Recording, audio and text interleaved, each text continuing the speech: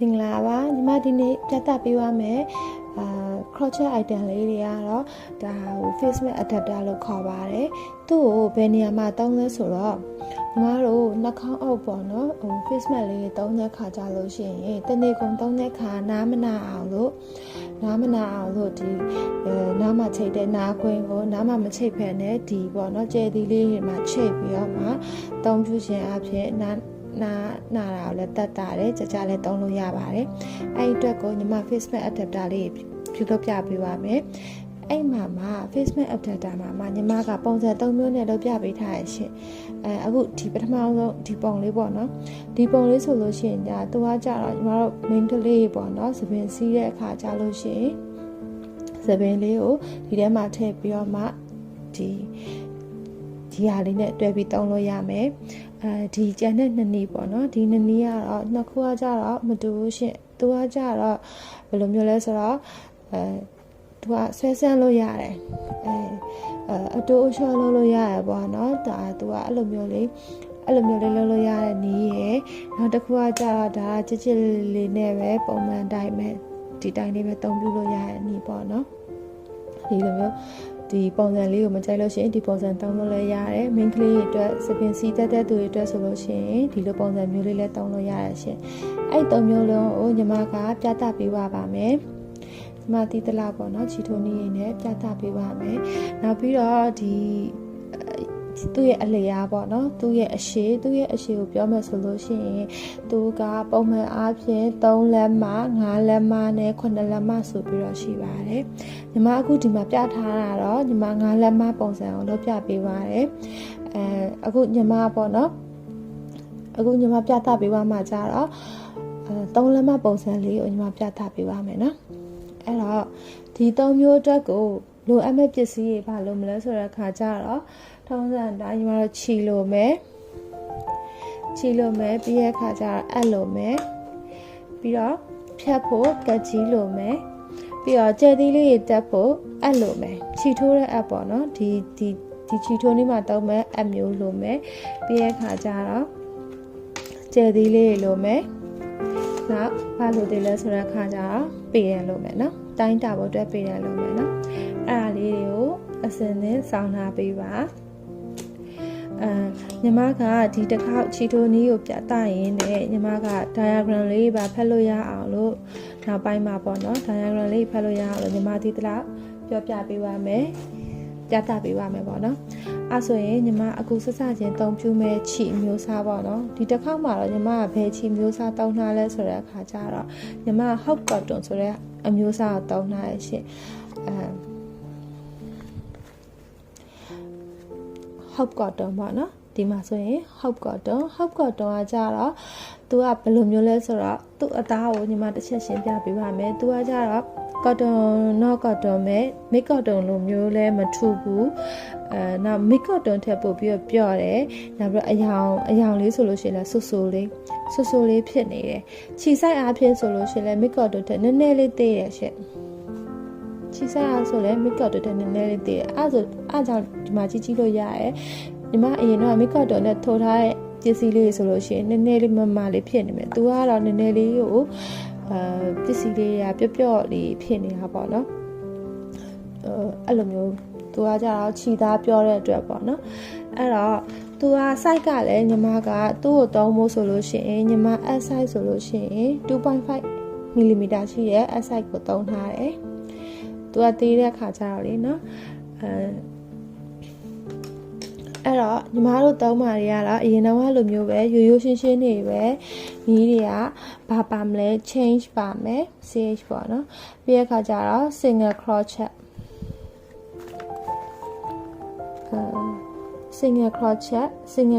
SC ပါမယ်ပြီးရခါကျတော့နောက်ဆုံးကြလို့ရှိရင်ညီမတို့ခြေလေးတွေ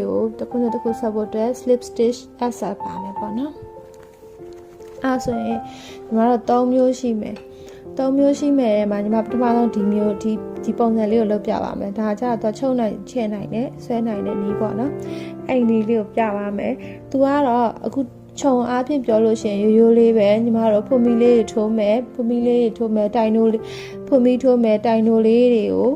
ညီမပြောမယ်နော်ဖုံမီထိုးပြီးတော့တိုင်တို့လေးတက်သွားမယ်လိုသလောက်အရှည်ရတဲ့အထိတက်သွားမယ်နော်ပြီးလို့ရှိရင်အဆုံးတက်လိုက်မယ်အဲ့ဒါလေးကိုညီမက diagram လေးနဲ့ပြပေးမယ်နော်အခုသူ့ပုံစံအတိုင်းလေးပဲ diagram လေးလုပ်ထားတာအဲ့တော့ဒါလေးတွေအရင်တော့ပြသပေးတာဖြစ်တယ်ဒါလေးတွေကတော့ဖုံမီလေးတွေနော်ဖုံမီလေးတွေဒီမှာဆိုလို့ရှိရင်ညီမဘယ်နှခုလုပ်ထားလဲဆိုရင်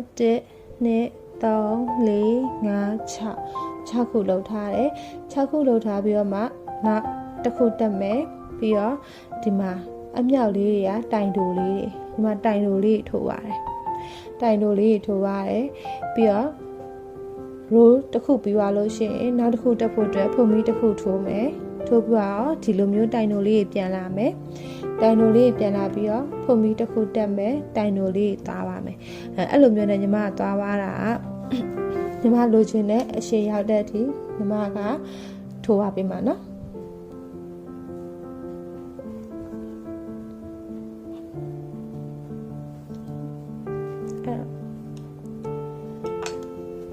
အဲ့တော့ညီမအရင်ဆုံးထိုးပြပေးပါမယ်နော်ဆိုင်ခွင်းလေးလောက်မနော်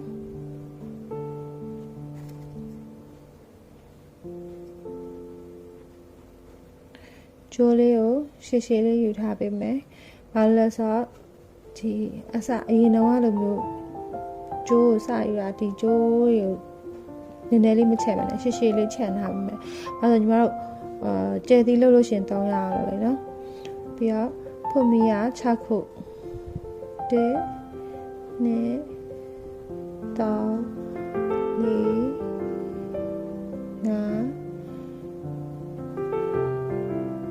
6ဘာလို့6ခုလောက်လဲညီမလိုချင်တဲ့အလျားကဒီလောက်6တိုင်လောက်ရမှာဖြစ်မှာမို့လို့ပေါ့နော်ဒီလိုမျိုးဒါဆိုလို့ရှိရင်တက်လက်မဆိုင်လောက်ရှိရညီမလိုချင်တဲ့ဖြက်ကအဲ့လောက်ဖြစ်ချင်လို့ညီမက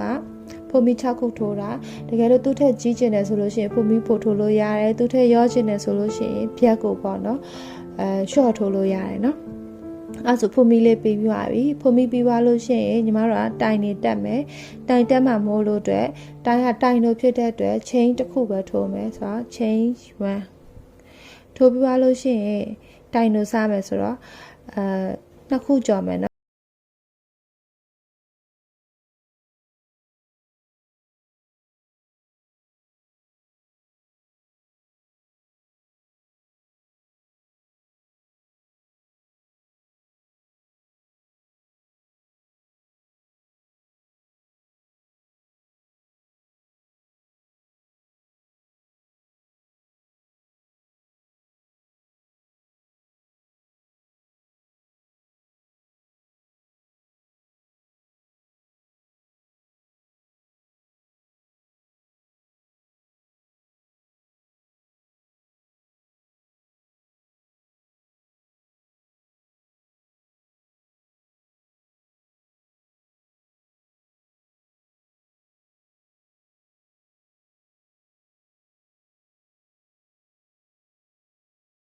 တိုင်နိုလေးစရေးမယ် SC ပေါ့နော် single crochet လေးရေနော်ထည့်မယ်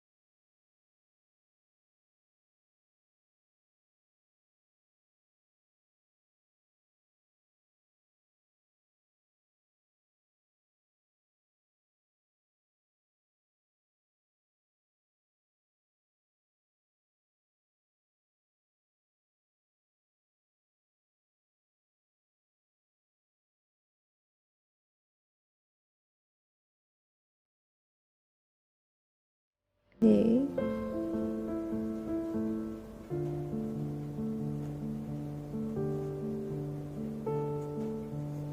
ဟာတိုင်းကြည့်လိုက်မယ်နော်တိုင်းကြည့်လိုက်မယ်ဆိုတော့3လက်မနဲ့ထားမယ်ဆိုတော့3လက်မနော်ကွက်တိပဲ3လက်မဖြစ်သွားပြီ3လက်မဖြစ်သွားပြီဆိုတော့ညီမတို့ဒီဟာလေးကိုဖြတ်လိုက်မယ်နော်ဒီချီစာလေးကိုဖြတ်မယ်ဆိုတော့အရင်ဆုံးဒီမှာဖုံးမီတစ်ခုထိုးမယ်ပြီးတော့ရှည်ရှည်လေးဖြတ်လိုက်မယ်ဒီတစ်ခါတော့ညီမတို့ရှည်ရှည်လေးဖြတ်လိုက်မယ်နော်ကျယ်သေးတက်မှာမဟုတ်လို့လေနော်ရှည်ရှည်လေးဖြတ်လိုက်မယ်ဖြတ်လိုက်အဲဆိုချီလုံးကိုခဏထားပြီးတော့ဒါလေးကိုဆွဲထုတ်လိုက်မယ်အဲဆိုဒီလိုပုံမျိုးလေးရပါပြီသူကချုပ်နိုင်ချဲ့နိုင်နေဆိုတော့ဆွဲကြည့်မယ်ရနော်သူက adjustable ဖြစ်တယ်ပေါ့နော်ချုပ်ချဲ့လုပ်လို့ရတယ်အဲ့တော့ကျယ်သေးတက်မယ်နော်ကျယ်သေးတက်မယ်အဲ့တော့ညီမတို့ကျယ်သေးလေးတက်မယ်နော်ကျယ်သေးလေးတက်မယ်ဆိုတော့ဒီမှာတစ်ခုတက်မယ်ဒီမှာတစ်ခုတက်မယ်တက်ဖို့အတွက်အပ်တောင်းမယ်နော်ကျယ်သေးလေးဘေးနာခဏထားထားမယ်ဒီရဲဝဲထည့်လိုက်မယ်နော်ထည့်ပြီးတော့အခုဘက်ချမ်းလဲပေါ့နော်ညီမတို့ဒီအစလေးရှိမယ်ဒီအစလေးကိုဒီကြားရကနေလူမျိုးလေးချီဖြောက်လိုက်မယ်နော်ကြားရထည့်မယ်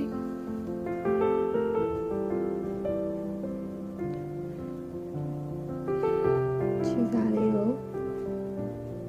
ဒါရှည်ရှည်လေးလောက်ထားမယ်နော်ထည့်မယ်ထည့်ပြီးတော့မှဒီခလေလောက်ကိုညီမတို့တားမယ်နော်ခလေလောက်တားမှဖြစ်တဲ့အတွက်ထည့်မယ်ဒီခလေလောက်ကိုမှတ်ပြီးထည့်လိုက်ရပြီနော်အရင်လည်းမဆွဲနဲ့ဘာလို့ဆိုသူ့ကိုဆွဲလိုက်လို့ရှိရင်ဒီလိုမျိုးသူကတုံသွားအနေတော်လေးပဲထားမယ်ပြီးတော့အဲ့ယူမယ်ကျဲထုတ်ပြမယ်နော်ထည့်လိုက်မယ်ပြီးတော့နည်းနည်းလေး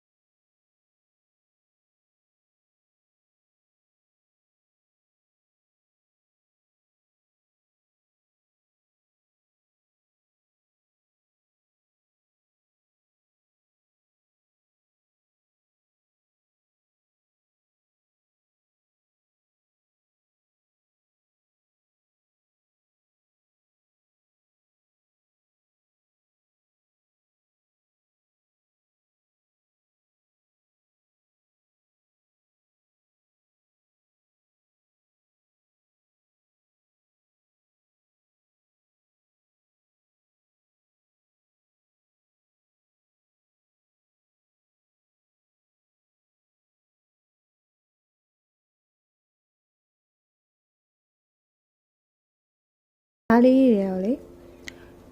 ဂျားလေးရေကိုရှို့ပြီးတော့သွင်းပြီးတော့မှထပ်ပြီးတော့မှခိုင်အောင်လို့လက်ပတ်ပတ်ပြီးတော့ထပ်တုပ်မယ်ထပ်တုပ်ထားရနော်ထပ်တုပ်ထားတဲ့အပြင်မှာဒါလေးကိုဒီခြီစလေးကိုဖျောက်ချင်တယ်ဆိုလို့ရှိရင်နောက်တနေရာလေးမှာခြီကြားလေးရေမှာနော်ခြီကြားလေးပြမယ်နော်ဒီလိုခြီတွေကြားလေးတွေကနေပြီးတော့မှထပ်ပြီးတော့ဖျောက်လို့ရနော်ဒီလိုမျိုးဆွဲထုတ်သွားလိုက်ပြီးဒီနေရာကနေကပ်ပြီးတော့ဖြတ်ပြလိုက်လို့ရတယ်နားလေးကနေအဲ့လိုမျိုးပဲအဲ့လိုမျိုးနဲ့ဒီဘက်ချောင်းလည်းအဲ့တိုင်းလုပ်ပြမယ်နော်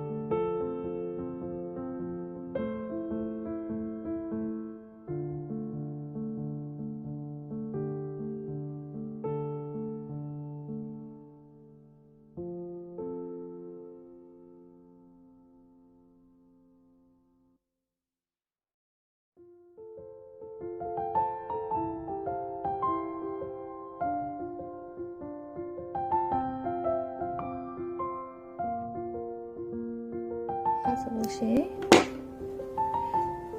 ပထမတစ်ခုပြီးပါပြီเนาะသူကချုပ်နိုင်ချဲ့နိုင်နဲ့ဆွဲလို့ရတယ်ဟိုဒါ 3လက်မဆိုင်ရှိရယ်ဒါညီမပထမပြထားတာ5လက်မဆိုင်ရှိရယ်ကြိုက်တယ်လို့ကိုလိုချင်တဲ့ site နဲ့ချိန်ပြီးတော့လုပ်လို့ရတယ်နောက်ဒီထက်ရှိချင်တယ်ဆိုရင်9လက်မထိဆက်ပြီးတော့လုပ်လို့ရတယ်အခုညီမဒါဒီပုံစံလေးပြီးသွားပြီဆိုတော့နောက်ပုံစံနောက်တစ်ခုကိုပြပေးမယ်ဒီပုံစံကတော့သူကကြတော့ဟိုပေါ့နော်ချုံချဲလို့တော့မရဘူးသူပုံစံလေးကကြတစ်မျိုးပေါ့နော်သူပုံစံလေးဒီပုံစံလေးကိုလည်းမှတ်ထားပေးပါဒီပုံစံလေးကနောက်ပိုင်းမှာ8အောက်ခြေထိုးတဲ့အခါကျလို့ရှိရင်လည်းဒီပုံစံမျိုးကိုပဲသုံးသွားတတ်တယ်အားကြောင့်ဒါလေးကိုလည်းတစ်ချက်မှတ်ထားပေးနော်diagram နဲ့ဒီမှာအရင်ပြလိုက်မယ်သူကခက်လဲမှာဖွတ်မီလေးရှိရယ်ဖွတ်မီလေးတွေကိုမှသူကနေပြီးတော့မှဘယ်လိုလုပ်သွားရလဲဆိုတော့ဒီပုံစံသူကဝိုင်းဝိုင်းလေးဖြစ်နေဖွတ်မီလေးတွေကိုမှပတ်လည်ကိုတိုင်နိုလေးပတ်သွားတာတိုင်နိုလေးပတ်သွားဆိုတော့ညီမပုံပြမယ်ပုံကနည်းနည်းလေးမလားကိုဆွဲတာဆိုတော့လေဒီကနေစတာပေါ့နော်ဖွတ်မီလေးစမယ်အလယ်ကနေdotted line လေးလောက်ထားတာကိုကညီမအရှည်ပေါ့နော်အရှည်ကတိတိကျကျမရှိရတဲ့အတွက်ဒီကြားထဲမှာကြိုက်တဲ့လောက်ဖွမီကြိုက်တဲ့လောက်လုပ်လို့ရပါတယ်လို့ညီမပြောထားတာပြီးလို့ရှိရင်ဖွမီဆောင်းသွားလို့ရှိရင်ကိုလိုချင်တဲ့နေရာရောက်လို့ရှိရင်ဖွမီတစ်ခုတက်မယ်ပြီးသွားလို့ရှိရင်ညီမတို့ဘာလုပ်သားမလဲဆိုတော့တိုင်နိုလေးတက်သွားတယ်ဒါဆိုညီမတိုင်နိုလေးတက်ပြပါတိုင်နိုလေးတက်ပြီးတော့ဒါဖွမီနောက်ဆုံးရောက်သွားလို့ရှိရင်သူ့ကိုပဲပက်လေလောက်သွားတာနော်ပက်လေလောက်သွားဆိုတော့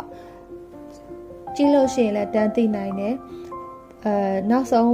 ဖွတ်မီရောက်တဲ့ခါကျလို့ရှိရင်တိုင်တို့ဘယ်နှခုပတ်သွားလဲ1 2 3ခုပတ်သွားတယ်3ခုတစ်ပတ်ဖြစ်သွားတာပေါ့နော်အဲ့လိုဆိုတော့နောက်ဆုံးမတိုင်ခင်ဒုတိယဖွတ်မီကိုကြာတော့ဒီနေရာရောက်တိုင်းတိုင်တို့တစ်ခုတက်တယ်တိုင်တို့ရတက်သွားတယ်နော်တိုင်နိုတက်သွားတယ်စုံတဲ့ထိလောက်သွားမယ်တိုင်နိုစုံသွားလို့ရှိရင်ကြတော့တိုင်နိုကဘယ်နှခုဖြစ်သွားမလဲဆိုတော့2ခုဖြစ်သွားမယ်နော်တစ်ခု2ခုပြီးသွားလို့ရှိရင်ဟိုအစားညီမတို့တက်ထားတဲ့တိုင်နိုလေးကိုတွေးလို့ရှိရင်အဲ့2ခုကိုညီမတို့ရှက်ကော်လေးနဲ့ပြန်ဆက်တယ်အဲ့လိုမျိုးဖွမီတစ်ခုထဲမှာတိုင်နိုလေးပွားတိုးွားတာကိုညီမတို့တိုင်ပွားတယ်လို့ခေါ်တယ်အဲ့တော့ညီမတိုင်ပွားနည်းကိုတော့နောက်တစ်ခေါက်ကြာလို့ရှင်တော့ချက်ပြီးတော့အကျယ်လေးညီမပုံလေးနဲ့ပေါ့နော်နောက်crochet item လေးစိတ်ဝင်စားနိုင်မဲ့ crochet item လေးတစ်ခုနဲ့ညီမပြသွားမယ်အခုကတော့ညီမဒီပေါ့နော်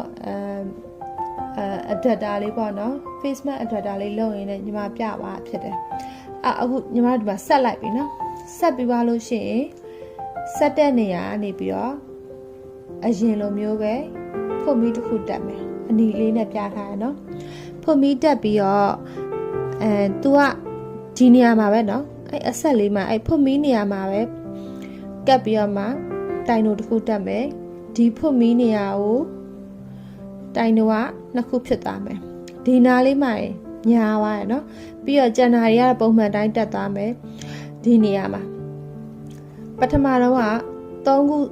ခုတက်ခဲတဲ့နေရာ3ခုတက်ခဲတဲ့နေရာပထမဆုံးတိုင်မှာ2ခုပါမယ်ဒုတိယတိုင်မှာလည်း2ခုပါမယ်တတိယတိုင်မှာလည်း2ခုပါမယ်ကျန်တာတွေကပုံမှန်တိုင်းသွားမယ်သွားပြီးတော့ဒီနေရာရောက်သွားပြီဆိုလို့ရှိရင်လည်းအဲ့လိုမျိုးပဲဒီနေရာမှာ2ခုပါမယ်ပြီးရင်သူတို့2ခုကိုညီမတို့ရှက်ကော်လေးနဲ့ဆက်မယ်ရှက်ကော်နဲ့ဆက်ပြီးရင်နောက်တစ်ခါအဲ့လိုမျိုးပဲတိုင်နိုဖွတ်မီတက်မယ်တိုင်နိုလေးကိုသူ့နေရာမှာပဲတစ်ခုတက်မယ်နောက်တိုင်နိုတစ်ခုရောက်ရင်2ခုတိုင်နိုရောက်ရင်2ခုတိုင်နိုရောက်2ခုတက်သွားမယ်တက်သွားပြီးတော့ပုံမှန်တိုင်းသွားမယ်ခုနလိုမျိုးပဲတိုင်နိုစခဲ့2ခုဒီထောင်ဆုံးနေရာအဲ့နေရာကနေပြီးတော့မှ2ခုစီတိုင်နိုလေးပွားသွားမယ်အဲ့ဒါမှကိုလိုချင်တဲ့ဟိုပါလေဗျက်ကလေးကတဖြည်းဖြည်းကျဲလာမှာပေါ့နော်အဲ့လိုမျိုးလုပ်သားမယ်ပတ်လည်လုပ်သားမယ်ပုံမှန်တိုင်းထိုးမယ်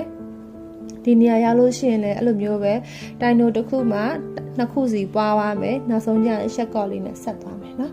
အဲ့ပုံစံလေးကိုညီမသေချာရှင်းပြပြီးလုပ်ပြပေးပါမယ်နော်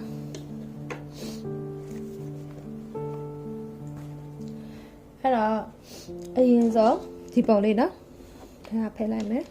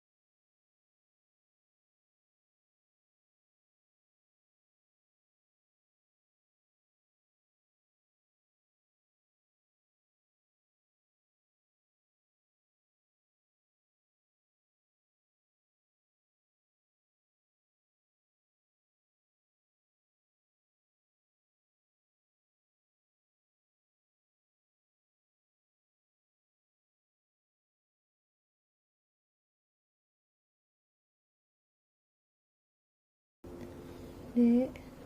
3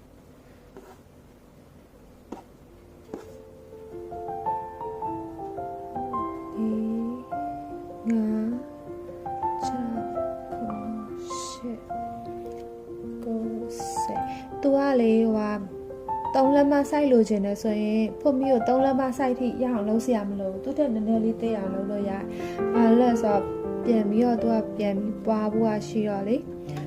ဒီကနေတက်တိုင်မျိုးတွေကတက်မှာဆိုတော့ညီမတို့2လက်မခွဲလောက်ထိညီမတို့လုပ်သားမယ်နော်။2လက်မခွဲကြော်လောက်ထိလုပ်သားမယ်နော်။2လက်မခွဲကြော်လောက်ရရင်ရပြီ။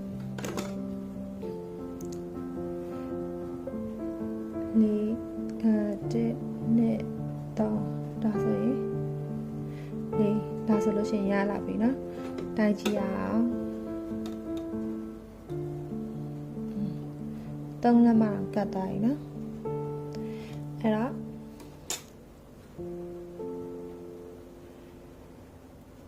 ဖုန်မီတစ်ခုတက်မယ်ပြီးတော့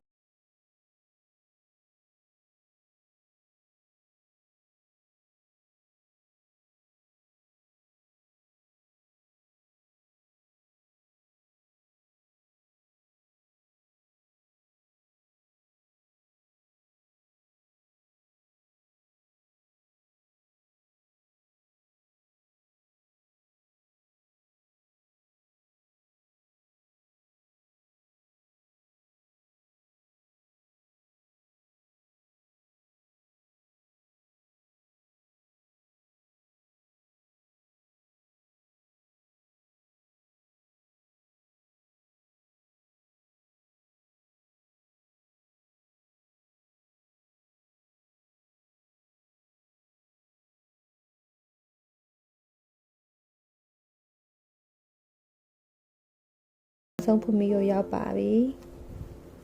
ဒီမှာနောက်ဆုံးဖုန်မီကိုရောက်ပြီဒီနေရာမှာခုနပြောထားတဲ့အတိုင်းတိုင်တို့3ခုထိုးပါမယ်တစ်ခုနောက်ခါထပ်လုပ်မယ်နှစ်ခုဆက်ပြီးတော့3ခုအဲ့ဆိုရင်ညီမတို့တိုင်တို့3ခုပြီးပါပြီဆိုလို့ရှိရင်စပြီးတော့မှလုပ်ခဲ့တဲ့တိုင်တို့နေရာလေးကိုညီမတို့ကမှတ်မိအောင်လို့ဘယ်နေရာမှာစလုပ်လဲဆိုတော့အမှတ်ကလေးလုပ်ခဲ့မယ်နော်အမှတ်လေးလုပ်မယ်ဆိုတော့ညီမတို့ကဘာသုံးမလဲမာကာလေးသုံးမယ်နော်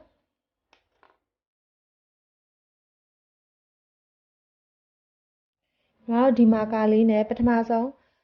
စပြီးတော့ထိုးခဲ့တဲ့တိုင်တို့လေးကိုမှတ်ထားမယ်ကျိုးရရှော့အဲ့ပထမဆုံးစခဲ့တဲ့တိုင်တို့လေးကပထမဆုံးစခဲ့တဲ့တိုင်တို့လေးကမြင်ရလားဒီပြန်ကြည့်လို့ရှိရင်ဒီလိုမျိုးက်ကလေးနဲ့ပြဒီမှာဒီဖုန်မီတစ်ခုတည်းကိုပဲထိုးသွားတာ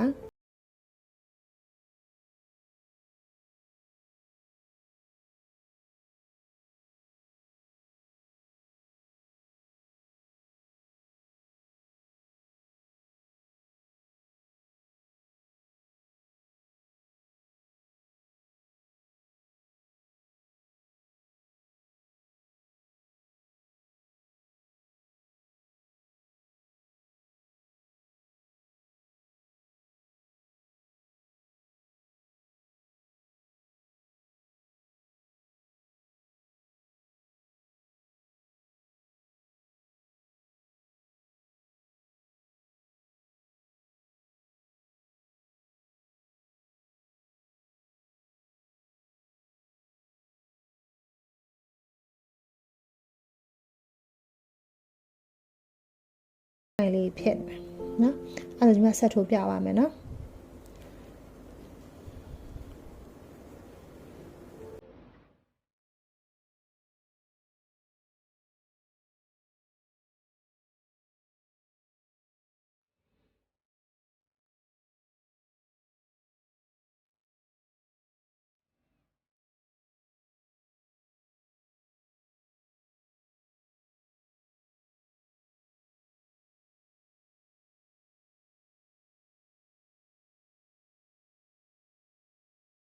အခုနောက်ဆုံးနေရာရောက်တော့မယ်နော်နောက်ဆုံးကအရင်ကဖုန်မီလေးလောက်ထားတာလေးနော် အဲ့တော့ဒီနေရာလေးနော်သူကတစ်ကြောင်မဲ့ဝင်မယ်အဲ့နေရာလေးမှာညီမတို့ဘယ်နှခုတက်မှာ2ခုဆိုတော့ချီရ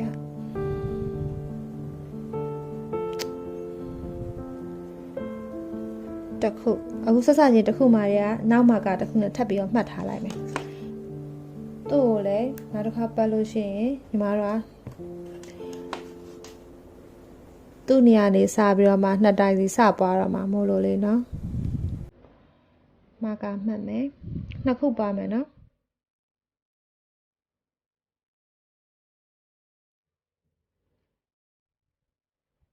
2ခုဖြစ်ပြီးပါပြီပြီးတော့ပထမဆုံးနေရာလေးနဲ့ကိုပထမဆုံးတက်ထားဖုမီလေးနဲ့ကိုညီမတို့ကဘာလုပ်လိုက်မလဲဆိုတော့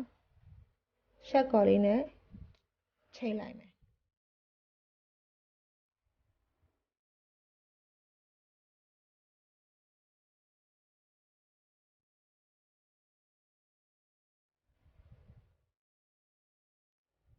ချီရဲ့အမြင်လေးဖြစ်တယ်အဲ့ဒါလေးတော့သတိထားပြီနော်ရှက်ကော်လေးနဲ့ချိတ်ပြီးတော့မှဒီနေရာနေစပြီးတော့မှဒုတိယတစ်ခုတက်ပြီဆိုတော့ဒုတိယတစ်ခုမှလည်းဖုမီတစ်ခုထိုးမယ်နော်တစ်ခုပြီးတော့သူရှိရဲ့နေရာမှာပဲဘာလုပ်မလဲဆိုတော့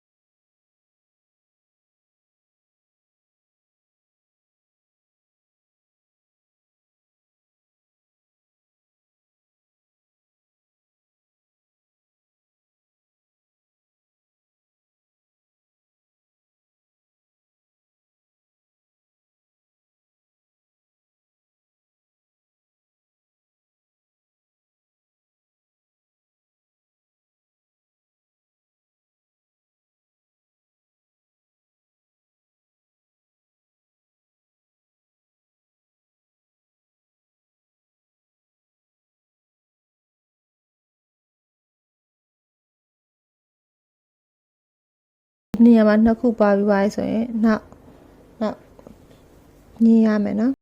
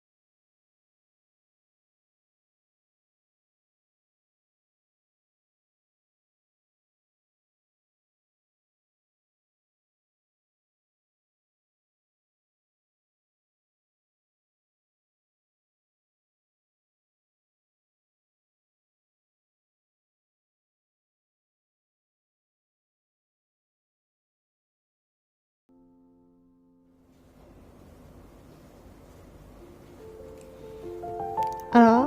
အခုနောက်တစ်ခုကိုရောက်တော့မယ်နော်ဒီကပြီးရင်မာကာနေရာရောက်ပြီး ရောက်ပြီဆိုတော့ဒါဖြီးရရမယ်မာကနေရာရောက်သွားလို့ရှိရင်မာကနေရာရောက်မှာနှစ်ပင်ပါမယ်နော်တဲ့နဲ့နောက်တစ်နေရာမှာလည်းနှစ်ပင်ပါမယ်နောက်ဒီတစ်ခုမှာလည်းနှစ်ပင်ပါမယ်ပြီးရင်ပထမစချင်းခုနလှုပ်ထားရတာနဲ့ညီမတို့ချိတ်လို့ရပြီနော်ခုနဒီမှာပါထားတာ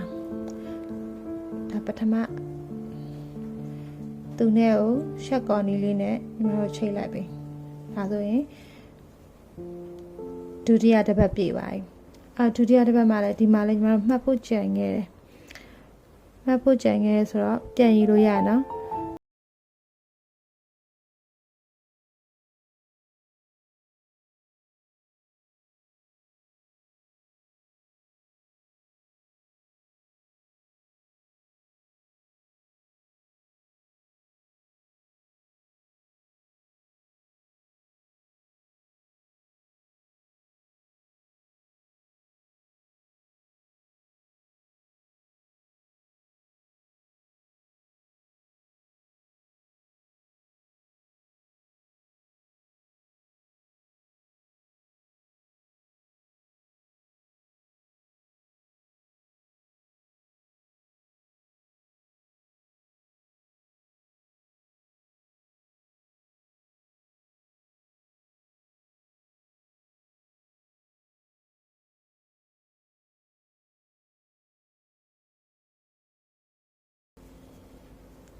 နှစ်ခုပြီးရင်ကျန်တဲ့တိုင်တွေမှာပုံမှန်တိုင်းထိုးရမယ်မာကာလေးရောက်တဲ့အထိထိုးရမယ်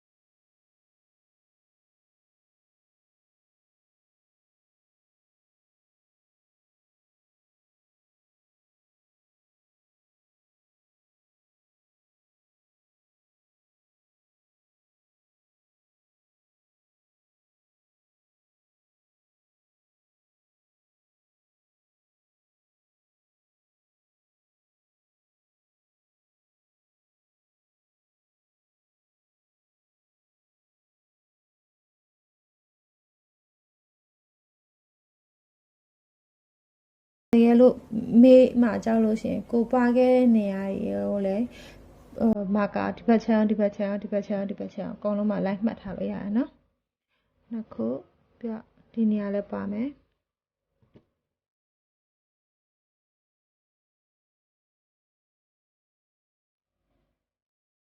ဒီနေရာလည်းပါမယ်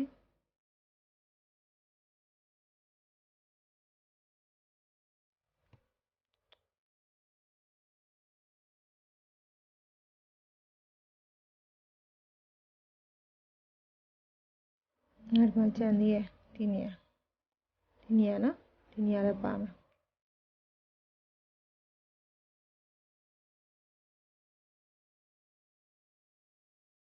အဲ့တော့ကျန်တဲ့နေရာကပုံမှန်တိုင်းဖြစ်သွားပြီပုံမှန်တိုင်းဆက်ထိုးရမယ်နော်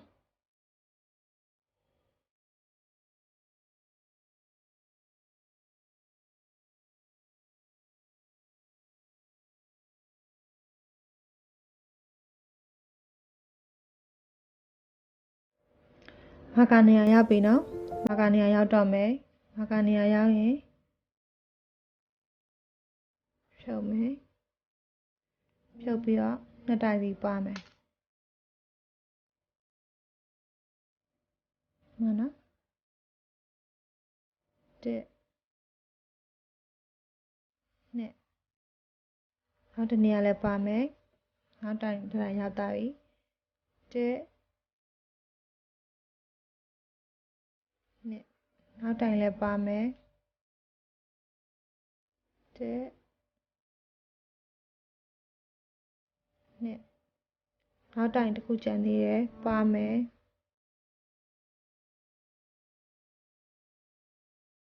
တစ်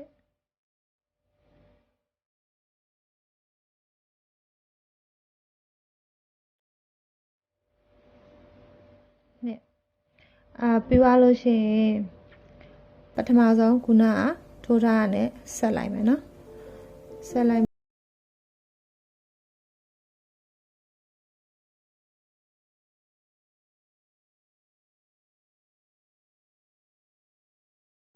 ပြီးရင်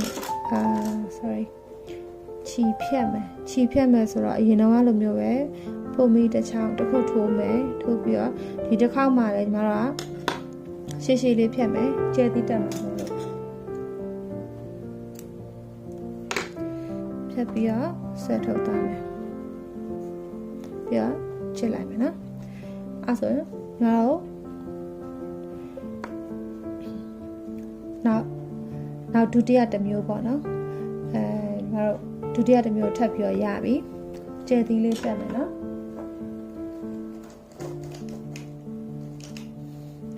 ကျဲသီးလေးကိုတက်တာတော့ညီမအမြန်ပြပါမယ်ကျဲသီးလေးနှစ်ခုဒီမှာတက်မယ်ခုနတက်နီးရဲ့ပုံစံအတိုင်းပဲတက်သွားမယ်နော်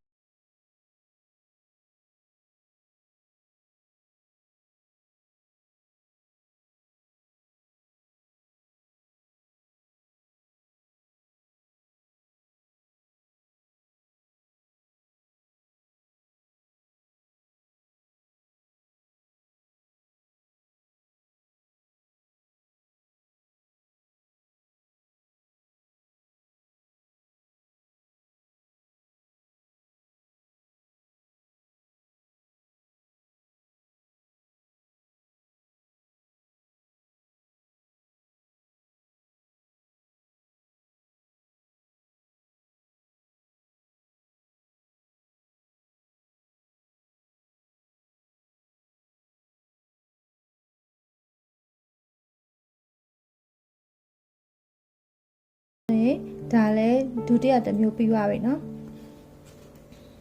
သူကကြတော့သူလေးကတော့ပထမပေါင်လေးထက်ဆိုင်တော့ပို့ပြီးတော့လာတယ်ဒါလေးက4000လေးဆန်တာပေါ့เนาะ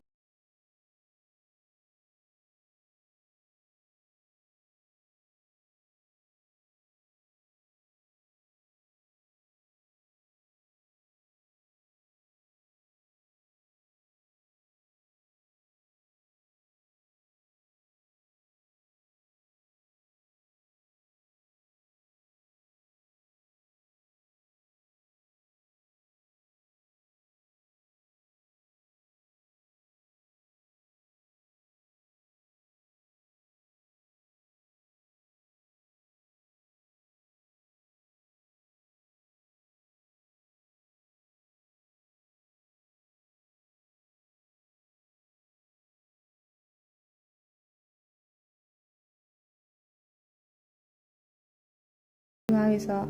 တော့သူကလည်းဟိုခုနလိုမျိုးပဲသူကလည်းဒီလိုမျိုးအရှည်လိုက်ပဲသွားတာเนาะအရှည်လိုက်ပဲသွားဆိုတော့ညီမပုံပြမယ်သူကဘယ်လိုမျိုးလုပ်ထားရလဲဆိုတော့ညီမပြမယ်ဖုတ်မီထိုးလိုက်မယ်ဒီအရှည်လိုက်ရအောင်ထိုးမယ်ပြီးတော့တိုင်နိုတက်မယ်တိုင်နိုလေးအပွားနဲ့တက်သွားတာเนาะတက်သွားဆိုတော့ diagram ပြမယ်ဒီအောက်ဆုံးမှာဖုတ်မီလေးတွေကိုလိုသလောက်အရှည်ထိထိုးမယ်တစ်ခုတက်မယ်ပြီးတော့အပေါ်မှာတိုင်နိုတွေတက်သွားမယ်အဲ့လိုမျိုးနဲ့တက်သွားပြီးတော့မှဒီနေရာလေးမှာကြာဘာလေးဖြစ်သွားလဲဆိုတော့သူကဂွင်လေးဖြစ်ဖို့အတွက်တိုင်နိုမတက်ဘဲနဲ့အဲ့နားလေးမှာကွက်လက်လေးဖြစ်အောင်လို့ဖုတ်မီလေးတွေထိုးရမယ်ဖုတ်မီလေးတွေထိုးပြီးတော့မှလိုတဲ့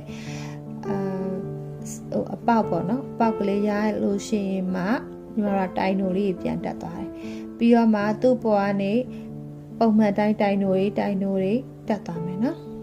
အဲ့ဒါလေးကိုညီမတို့ပြပါမယ်နော်သူကကြတော့ဖုတ်မီကိုသူက3လက်မရတဲ့အထိထိုးပေးပါ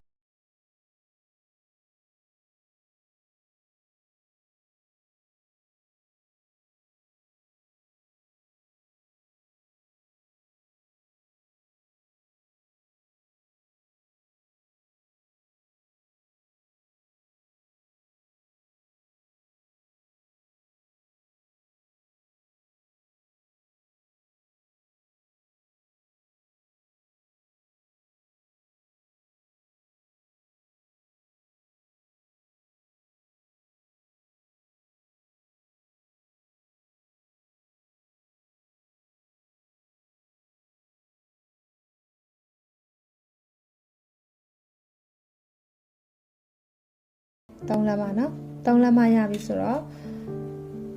အရင်ဆုံးတိုင်းတို့တစ်ချမ်းတက်မယ်အဲ့တော့သူကအရင်ပြော့နေရောလေအဲ့လိုမျိုးဖြစ်ဟုတ်တိုင်းတို့တစ်ချမ်းတက်ဖို့အတွက်ဖုန်မီတစ်ခုအရင်ဆုံးထိုး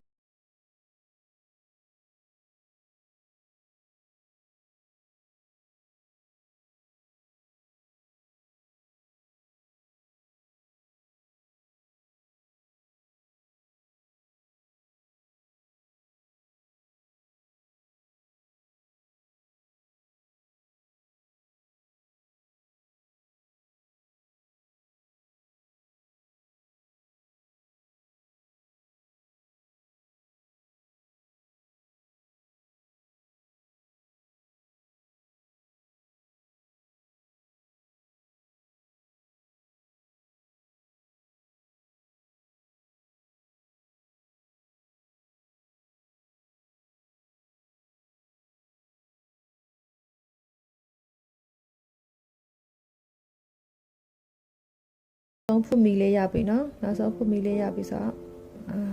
နောက်ဆုံးဖုန်မီလေးမှာလည်းတစ်ခုထိုးမယ်နော်တစ်ခုထိုးမယ်ထိုးပြီးသွားလို့ရှိရင်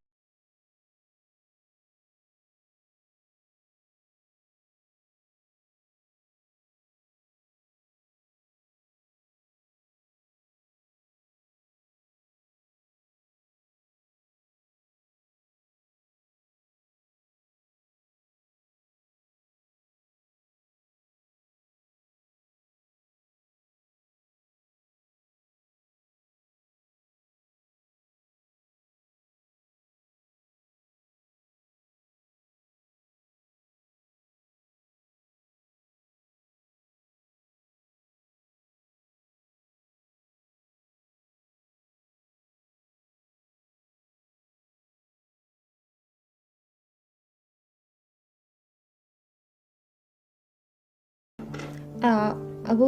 နောက်တစ်ခုနေရာမှာအပေါက်ဖောက်တော့မယ်ဖောက်တော့မယ်ဆိုတော့ညီမတို့တစ်ချက်ပြန်ချိန်ကြည့်မယ်ဘယ်လောက်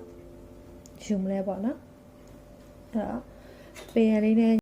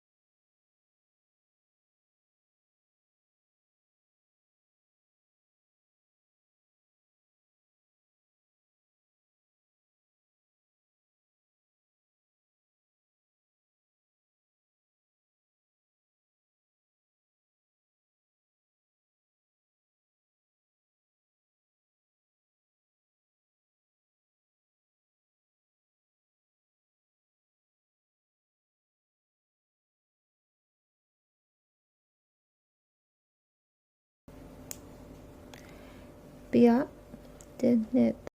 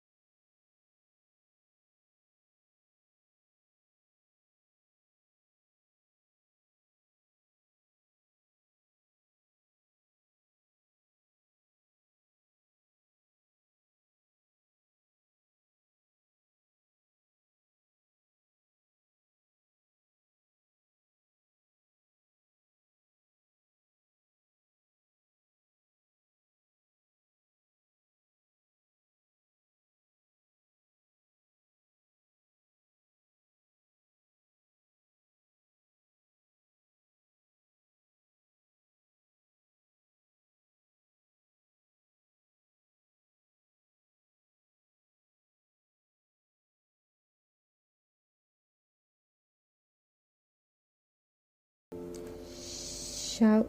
သူမာကမတိုင်ခင်တစ်ခုထိဖုန်မီ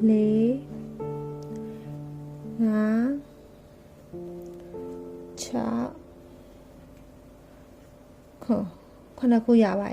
6 ခုရပါပြီဆိုတော့နောက်တစ်ခုတော့ပုံမှန်တိုင်းပဲဆက်ထိုးပါမယ်နော်ဒီအဲ့လိုမျိုးထိုးပါမယ်ဆုံးတဲ့ထူထိုးပါမယ်နော်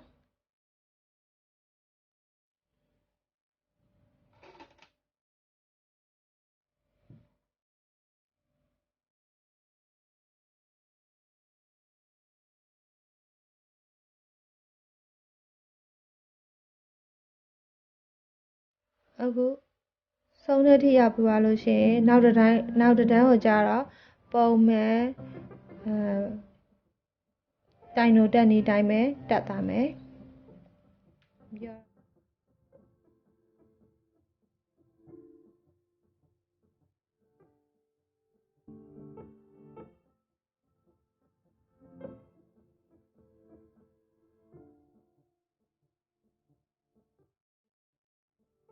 အဲ့ဆိုဒါညီမတို့ပြီးခဲ့နေပြီနော်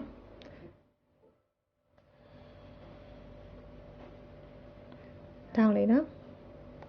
ထောင်းလေးကိုယူပြီးတော့မှဆွဲပြီးတော့မှလုပ်လိုက်မယ်အခုဒီဘက်ခြမ်းကတော့ဒီဘက်မှာ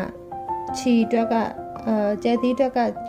ကျိုးရရှိပြီးသားတော့ဒီဘက်ခြမ်းတော့ခက်တူတူလေးပဲဖြတ်လိုက်လို့ရရနော်အဲ့တော့ဖုန်မီတစ်ခုယူမယ်ပြီးရခါကျတော့ကက်ကြီးလေးနဲ့ခက်တူတူလေးညှက်လိုက်ပြီးတော့ခြီလေးကိုတင်းနေအောင်ဆွဲလိုက်မယ်အဲ့တော့အခုညီမတို့ဒါဆိုလို့ရှိရင်ဒါစပယ်လေးနဲ့တွဲလို့ရတယ်တခုပြီးသွားပြီနော်သူ့ကိုဒီဘက်ချောင်းညီမခြီလေးတုပ်လေးကိုကျဲသီးလေးနဲ့တက်နေကိုညီမပြမယ်နော်ဒီဘက်ချမ်းမှာဆိုတော့ဒီဘက်ချမ်းမှာကျတော့ခြီမရှိဘူးခြီစားမရှိအောင်ရိုးခြီစားနဲ့ခုနကပို့ထားတဲ့ခြီစားနဲ့ညီမလုပ်ပြပါမယ်အဲ့ထိုးပြီးတော့ဒါဟိုးအရင်လေးအဲ့လိုနေတော့လည်းပြဘူးတယ်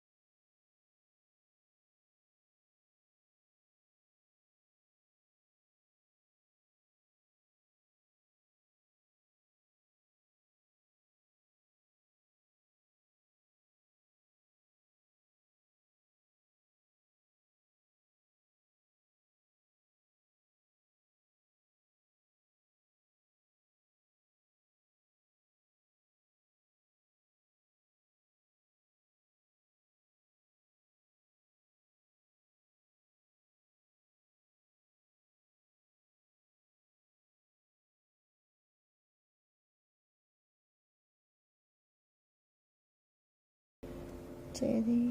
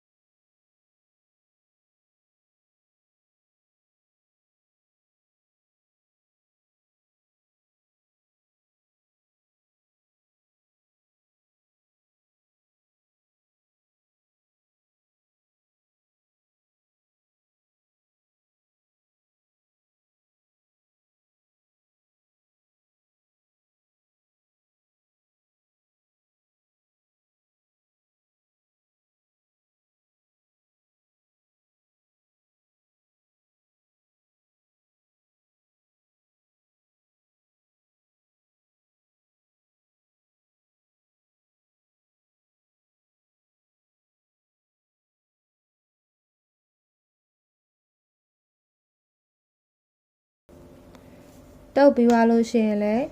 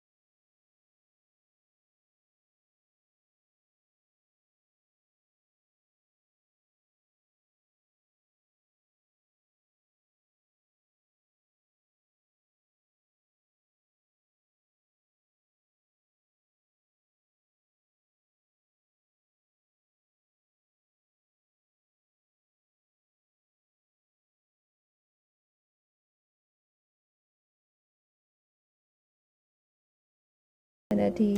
ရိုးချုပ်အပ်နဲ့ဖြောက်လိုက်ရရနော်ပြီးရင်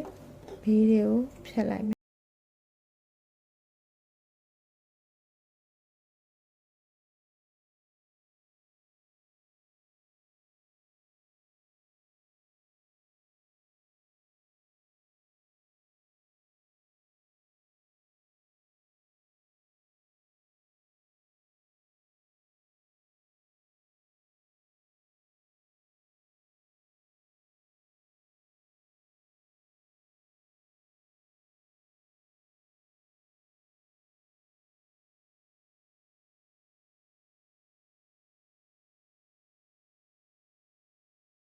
မယ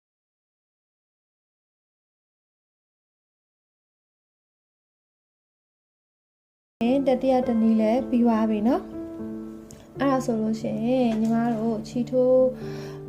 ဒီချီထိုးဒီနေ့အသစ်တင်ပေးတဲ့ချီထိုး item လေးနဲ့ပတ်သက်ပြီးတော့မှညီမလောက်ပြသွားတာဒီ adapter လေးပေါ့နော် face mask adapter လေး3မျိုးရပါပြီ3မျိုးမှာညီမက size 3မျိုးနဲ့ပြထားပါတယ် size 3မျိုးနဲ့เนาะ size 3မျိုးနဲ့လည်းရပါပြီသူကဘယ်လိုမျိုးလုပ်လဲဆိုတော့3လက်မရှိမယ်5လက်မရှိမယ်နောက်9လက်မရှိမယ်9လက်မထိထိုးလို့ရတယ်เนาะဒါကိုရဲ့ဥကောင်းနေထားနောက်ကိုလိုချင်တဲ့အတိုင်းတာပေါ်မှာမူတည်ပြီးပြောင်းလို့ရတယ်เนาะအဲ့တော့ဒီနေ့ညီမပြပေးတဲ့ဒီ crochet face mask adapter လေးကိုလည်းကြိုက်နေသက်မဲ့လို့ထင်ပါတယ်၃မျိုးလုံးစမ်းကြည့်လို့လည်းရပါတယ်အဲ့တော့နောက်လည်းအသစ်တွေထပ်ပြီးတော့ဒီချီထိုးနည်းနဲ့ပတ်သက်တဲ့ချီထိုးနည်းနဲ့ပတ်သက်တဲ့ item အသစ်လေးလည်းညီမပြဖို့အစီအစဉ်ရှိပါတယ်အဲ့အတွက်ညီမရဲ့ Facebook page လေးနဲ့ YouTube channel လေးကို like and subscribe လုပ်ပေးဖို့လည်းမမေ့နဲ့เนาะဟုတ်ကျေးဇူးတင်ပါတယ်